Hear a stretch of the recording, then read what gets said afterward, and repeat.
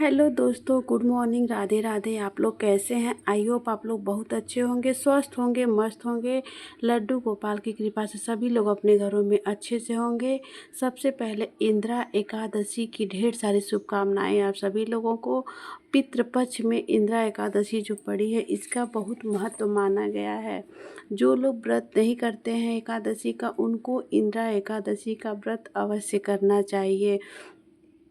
इंदिरा एकादशी के दिन एकादशी व्रत कथा जरूर पढ़ना चाहिए। अगर नहीं तो गीता का 11वें अध्याय का बहुत महत्व बताया गया है, विशेष महत्व बताया गया है। दोस्तों, अपने पितरों को मोक्ष प्राप्ति के लिए हम लोगों को गीता का 11वां अध्याय जरूर करना चाहिए, जिसमें कृष्ण ने अर्जुन से देखिए क्या कहे हैं। आप लोग इस वीडियो में बने रहिएगा और ढेर सारा प्यार दीजिएगा। वीडियो को वॉच करके देखिएगा, इसकी बिल्कुल नहीं करिएगा। दोस्तों, वीडियो अगर अच्छा लगेगा तो लाइक शेयर सब्सक्राइब कर लीजिएगा, बेल आइकन इम्प्रेस कर लीजिएगा। वीडियो से तो शुरू कर देते हैं कि कृष्ण ने अर्जुन से क्या कहा है। इस वीडियो में देखिए, आप लोग बने रहिएगा। अर्जुन ने कहा, आपने जिन गुहा आध्यात्मिक विषयों का मुझे उपदेश दिया है, उसे सुनकर अब मेरा मोह दूर हो गया है। हे कमल नयन, मैंने आपसे प्रत्येक जीव की उत्पत्ति तथा लय के विषय में विस्तार से सुना है और आप उसकी अक्षय महिमा का अनुभव किया है। हे पुरुषोत्तम, हे परमेश्वर, यद्यपि आपको मैंने अपने समझ से आपके द्वारा वर्णित आपके वास्तविक रूप में देख रहा हूँ, किंतु मैं यह देखने को का इच्छुक हूँ कि आप इस दृश्य जगत में किस प्रकार प्रविष्ट हुए। मैं आपकी उसी रूप का दर्शन करना चाहता हूँ। फिर कृष्ण प्रभु बोलते हैं, हे प्रभु, हे योगेश्वर, यदि आप सोचते हैं कि मैं आपके विश्व रूप को देखने का समर्थ हो सकता हूँ, तो कृपा करके मुझे अपने असीम विश्वरूप दिखलाइए। अर्जुन कृष्ण से बोल रहे हैं कि मुझे अपना विश्वरूप, असीम विश्वरूप दिखाइए। भगवान श्री कृष्ण बोल रहे हैं, हे अर्जुन, हे पार्थ, अब तुम मेरे ऐश्वर्य को सैकड़ों हजारों प्रकार के दैवी तथा विविध रंगों वाले रूपों को देखो। अपना रूप दिखाने जा रहे हैं अर्जुन को। हे भारत, लो तुम आदित्यों, वसुओं, रुद्रों, अश्विनी कुमार तथा अन्य देवताओं के विभिन्न रूपों को यहाँ देखो। तुम ऐसे अनेक आश्चर्यमय रूपों को देखो जिन्हें मैं पहले किसी न तो कभी देखा है और ना कभी सुना है। श्री कृष्ण जी ने अर्जुन से कहा। फिर श्री कृष्ण बोल रहे हैं अर्जुन को, हे अर्जुन, तुम जो भी देखना चाहो उसे तत्क्षण मेरे इस शरीर में देखो। तुम इस समय तथा भविष्य में जो भी देखना चाहते हो उसका यह विश्व रूप दिखने वाला है। यहाँ एक ही स्थान पर चर अचर सब कुछ है।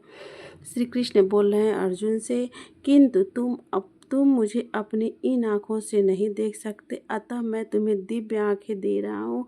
अब मेरे योग ऐश्वर्य को देखो। श्री कृष्ण बोल रहे हैं और अपना विश्व रूप दिखाने जा रहे हैं, यानी विराट रूप अर्जुन को दिखाने जा रहे हैं।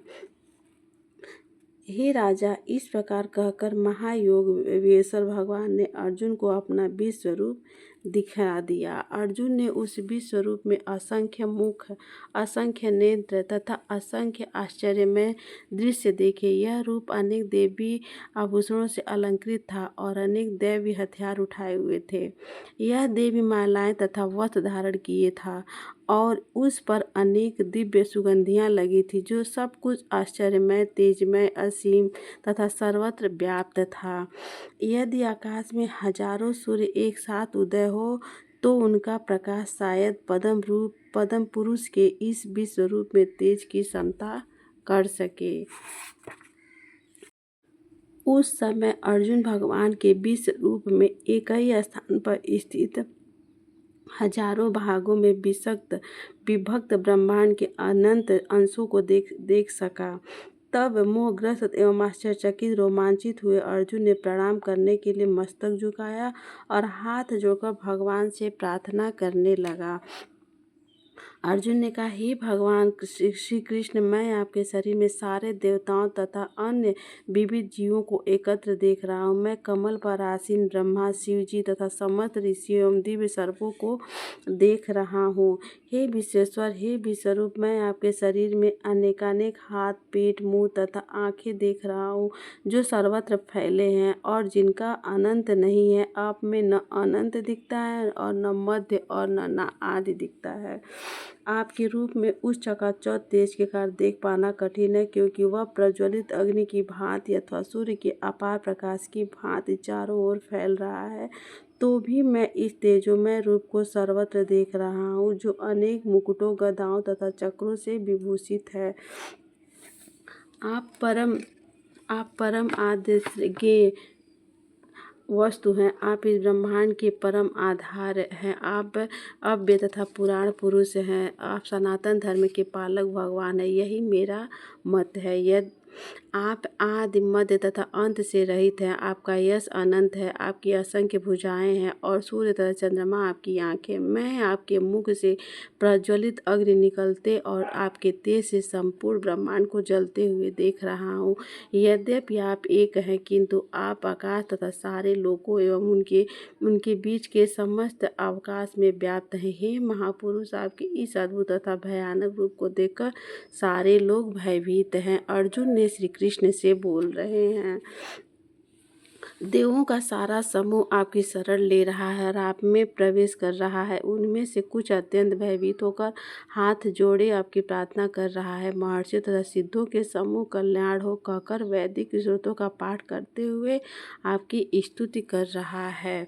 शिव के विविध रूप आदित्य गण, वसु, साध्य, विशेष देवों दोनों, अश्वनी कुमार, मरुदगण, वित्रगण, गंधर्व, यक्ष, असुर तथा सिद्ध देव सभी आपको आश्चर्यपूर्वक देख रहे हैं।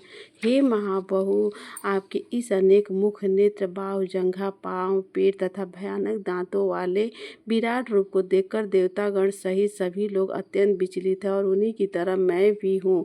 हे सर्वव्यापी विष्णु, नाना ज्योतिर्मय रंगों से युक्त आपको आकाश का स्पर्श करते, मुख फैलाए तथा बड़ी बड़ी चमकती आंखें निकलकर देखकर भय से मेरा मन विचलित है। मैं न तो धैर्य धारण कर पा रहा हूँ, न मानसिक संतुलन ही पा रहा हूँ। हे देवेश, हे जगन निवास, आप मुझ पर प्रसन्न हो। मैं इस प्रकार से आपके प्रलय अग्नि स्वरूप मुखों को तथा विकराल दांतों को देखकर अपना संतुलन नहीं रख पा रहा हूँ। मैं सब ओर से मोहग्रस्त हो रहा हूँ।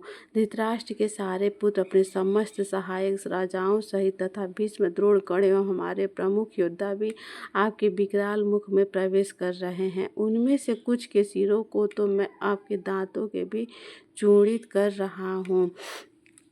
जिस प्रकार नदियों की अनेक तरंगे समुद्र में प्रवेश करती, उसी प्रकार ये समस्त महान योद्धा भी आपके प्रज्वलित मुखों में प्रवेश कर रहे हैं। मैं समस्त लोगों को पूर्ण वेग से आपके मुख में उसी प्रकार प्रविष्ट होते देख रहा हूँ, जिस पर पतंगे अपने विनाश के लिए प्रज्वलित अग्नि में कूद पड़ते हैं।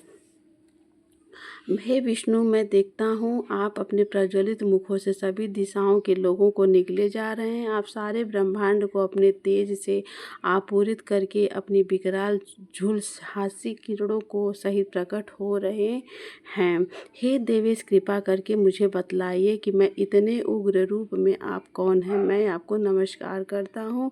कृपा करके मुझ पर प्रसन्न हो। आप यदि भगवान हैं, मैं आपको जानना चाहता हूँ, क्योंकि मैं नहीं जान पा रहा हूँ कि आपका प्रयोजन क्या है। अतः उठो, लड़ने के लिए तैयार हो जाओ और यश अर्जित करो। अपने शत्रुओं को जीतकर संपन्न राज्य का भोग करो। ये सब मेरे द्वारा पहले ही मारे जा चुके हैं। और हे साभ्यसाची, तुम तो युद्ध में केवल निमित्त मात्र हो सकते हो। द्रोण, भीष्म, जयद्रथ, कर्ण तथा अन्य महान योद्धा पहले ही मेरे द्वारा मारे जा चुके, अतः तुम उसका वध करो। अनेक भी विचलित न हो, तुम केवल युद्ध करो। युद्ध में तुम अपने शत्रुओं को परास्त करोगे। संजय ने धृतराष्ट्र से कहा, हे राजा, भगवान के मुख से इन वचनों को सुनकर कांपते हुए अर्जुन ने हाथ जोड़कर उन्हें बारंबार नमस्कार किया। फिर उसने भयभीत होकर अवरुद्ध स्वर में कृष्ण से इस प्रकार कहा। अर्जुन ने कहा, हे ऋषिकेश, आपके नाम के श्रवण से संसार हर्षित होता है और सभी लोग आपके प्रति अनुरक्त होते हैं। यद्यपि सिद्धरूप पुरुष आपको नमस्कार करते हैं, किंतु असुरगण भयभीत और इधर उधर भाग रहे हैं। यह ठीक ही हुआ है। हे महात्मा, आप ब्रह्मा से भी बढ़कर हैं, आप आदि दृष्टा हैं, तो फिर वे आपको सादर नमस्कार क्यों न करें। हे अनंत अनंत, हे देवेश, हे जगन्नाथ, आप परम स्रोत अक्षर कारणों के कारण तथा इस भौतिक जगत से परे हैं। आप आदि देव सनातन पुरुष तथा इस दृष्ट जगत के परम आश्रय हैं। आप सब कुछ जानने वाले हैं और आप ही सब कुछ हैं जो जानने योग्य है। आप भौतिक गुणों से परम आश्रय है। ये अनंत रूप, ये संपूर्ण हृदय जगत आपसे व्याप्त है।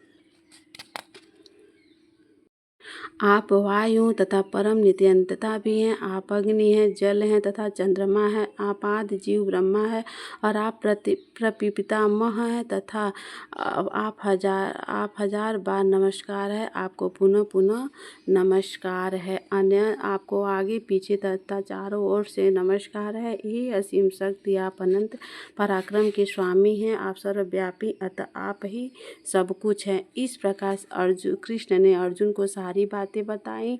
इसीलिए कहा जाता इंद्रा एकादशी का महत्व गीता के 11वें अध्याय का विशेष है।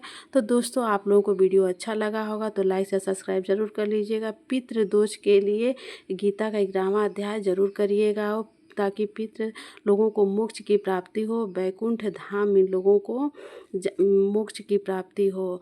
ऐसे में आप लोगों को इंद्रा एकादशी का व्रत जरूर करना चाहिए। इंद्रा एकादशी पितृपक्ष में विशेष महत्व माना गया है। तो दोस्तों, इस वीडियो को आप लोग ज़्यादा से ज़्यादा शेयर भी करिएगा और लाइक या सब्सक्राइब भी करना आप लोग बिल्कुल नहीं भूलिएगा। सभी लोगों को मिलते हैं नेक्स्ट वीडियो में। राधे राधे, जय श्री कृष्णा।